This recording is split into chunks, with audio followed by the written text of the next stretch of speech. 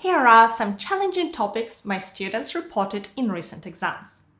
You voted to have a look at the first one, about a talk you gave to a group of people.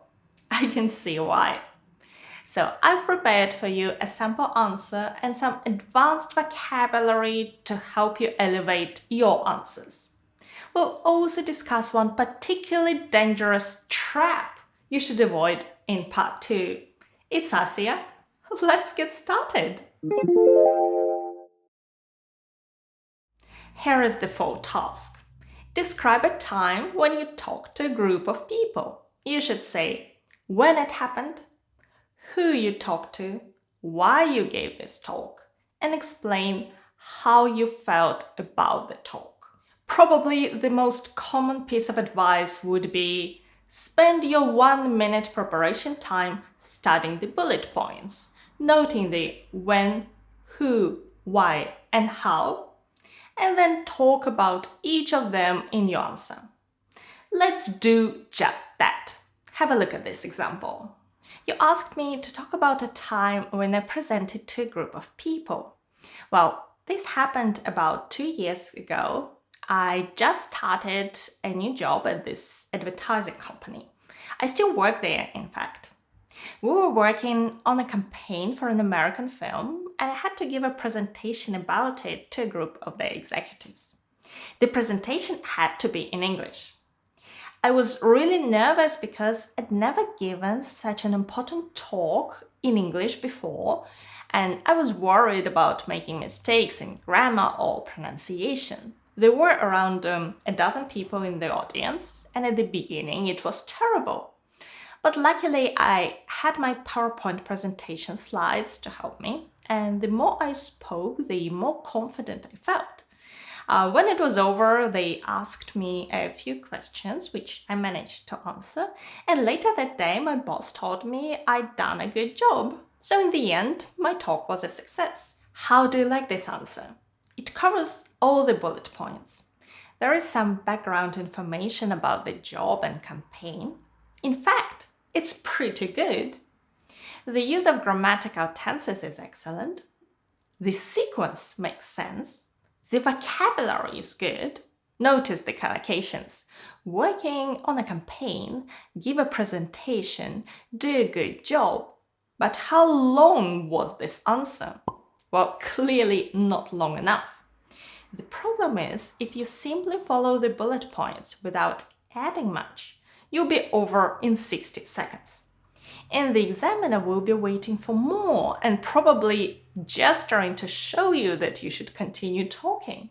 It's still potentially a band 7 score if and only if I can go over some points again and complete those 2 minutes, right? How can I carry on?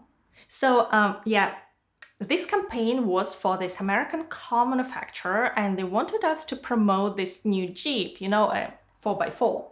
And I was part of the team working on that. It wasn't easy because in our country, the Japanese had about 75% of the market share, and the campaign had to be really effective. Here we're giving a little more background on the campaign and some good vocabulary use. Market share, promote a new Jeep, effective campaign. And we're giving more details about why you gave this talk. But we need to be careful. There is the danger of going off topic.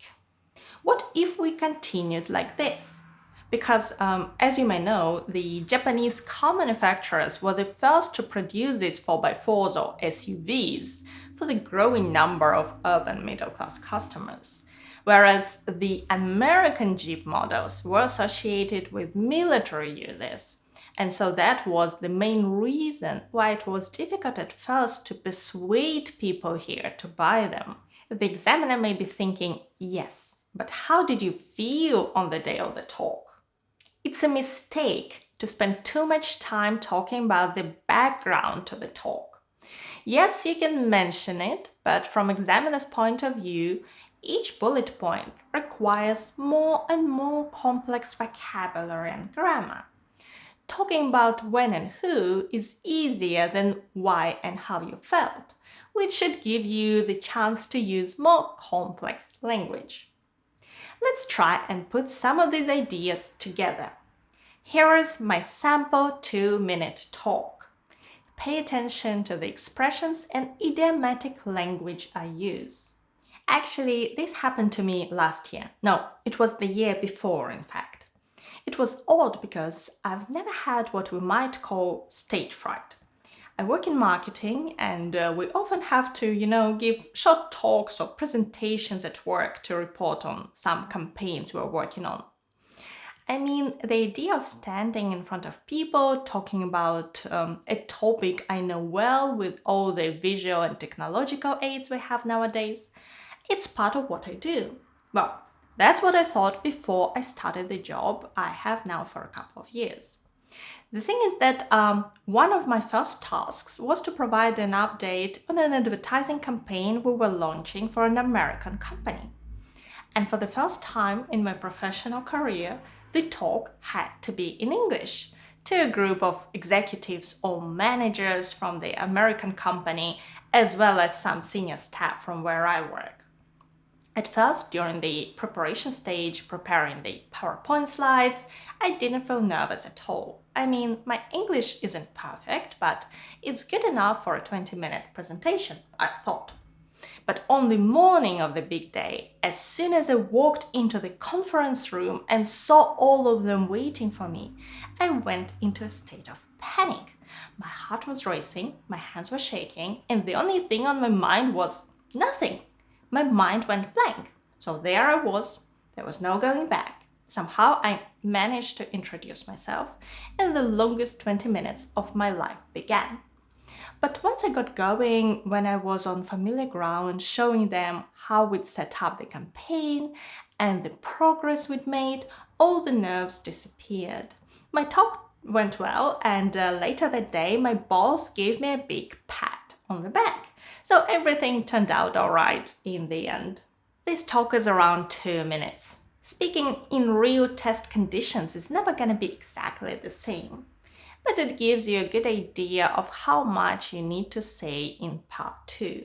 Right, let's do a quick check. Did I cover the 4 bullet points? Yes. Was my talk coherent? Did it make sense and follow a logical sequence? Yes. Did I effectively join my ideas using cohesive devices and referencing? Yes, I think so. How about the grammatical structures? A good mix of simple and complex sentences. And my pronunciation and intonation? Remember, examiners don't mark you down for your accent. They pay attention to pronunciation and intonation.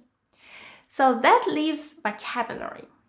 I see this topic as a great opportunity to use idiomatic expressions, phrasal verbs, collocations, and speak in a natural way using typical expressions we may not use in formal written English. Let's go over each expression and I'll give you a short explanation of the meaning and use. Let's start with idiomatic expressions. On the morning of the big day, a very important day, the big day, my heart was racing. My heart was beating fast, going very fast because I was nervous. My mind went blank. I forgot everything I was going to say, again, used to show extreme nervousness. There I was. That was the situation I found myself in. It's good to use in storytelling, for example. So there we were at the bus station with no cash and no phone. There was no going back.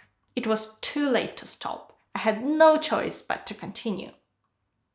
Once I got going, to get going is to start something and begin to feel comfortable with it, a talk or a journey.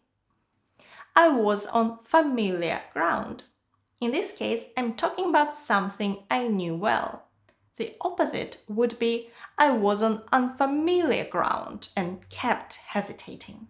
To give a big pat on the back. To congratulate someone by touching them on their back. Now, some phrasal verbs. In spoken English, there is never a bad time to use a phrasal verb or two.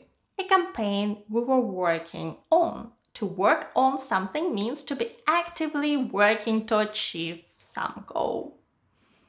Went into a state of panic. To start feeling extremely nervous, to start to feel panic. Perhaps more formally, we would say to enter into a state of panic. Set up the campaign. To set up something means to establish the basis for it. Everything turned out all right in the end. The final result was good despite some problems on the way. We often say, I hope it turns out all right if a friend has a problem. Now, collocations. These are frequent word combinations, adjectives with nouns, verbs with nouns, and they are important to learn in any language. Of course, the phrasal verbs we've just seen are also good examples of collocations. Here are some more. Stage fright. These two words are often used together to compare how nervous we feel to how actors may feel when they appear in the theater on the stage. Give talks. The verb give is usually used with talk. She gave a talk on the history of art. A campaign we were launching. We launch a campaign we officially started. Conversation discourse markers, or sometimes we call them linking words. I've taken some words and short expressions that are all very typical of spoken language. They are marked in blue. And the first word was actually. When we speak, it's a way to establish a relationship between the speaker and the listener, or maybe here the topic and the answer. It's used a lot, especially in British English, to mean something like, what I'm gonna tell you now is true. We can also say, in fact. Although part 2 is called the long turn by the examiner, when the test taker talks uninterrupted for up to 2 minutes, that doesn't mean there is no interaction. Maybe the examiner will nod or smile to show that he or she is following. You can use expressions like, you know, to establish a kind of shared experience with the examiner. I think it's very important to do that.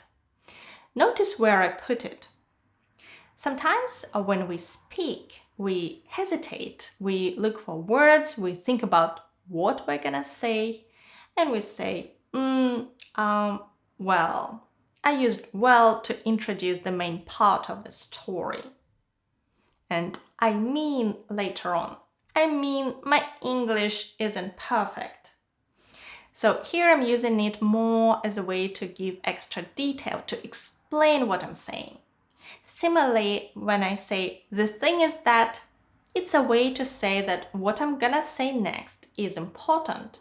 It's one of the main points I want to make. Of course, in formal written English, we're always advised to avoid the word thing because it's too general. Backtracking. No, it was the year before, in fact. You can't erase what you say in a face-to-face conversation, but you can backtrack or rephrase something to correct a mistake. The mistake can be factual, as in this example. It wasn't last year, it was the year before that. It might be a grammatical mistake you notice immediately and want to correct. If you say, I've been there last month, I went there last month. In the test, the examiner will recognize that you're aware that you make mistakes and can correct yourself. Don't be afraid to correct yourself if you can do it quickly while continuing your thought. But don't repeat your sentences all the time to correct mistakes, as it breaks fluency. You need to maintain the flow of speech. The sample answer and vocabulary are available on our Telegram channel. The link is below. And if you don't have Telegram on your phone, you can either download it or use the computer. Where do we go from here? What's the best way to learn from listening to and looking at samples? First of all, prepare and give your own talks. Time yourself. Was it 2 minutes or less? You can share what you do with others and learn from the feedback you receive. On our Telegram, we publish a post every month to help you find a speaking partner, and it gets 1,000 replies. Next, make use of all kinds of sources and resources. For example, there are some great online dictionaries you can consult, such as Oxford, Cambridge, and Longman, all linked in the description. You can also check out our IELTS speaking library, where we've compiled over 40 difficult IELTS topics into a single ebook. So you could choose the topics that look more challenging to you and prepare them one by one at your own pace.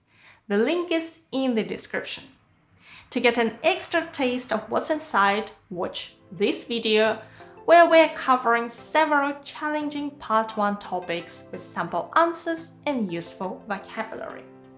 And thank you so much for watching me today. Good luck with your preparation and your exam. Bye!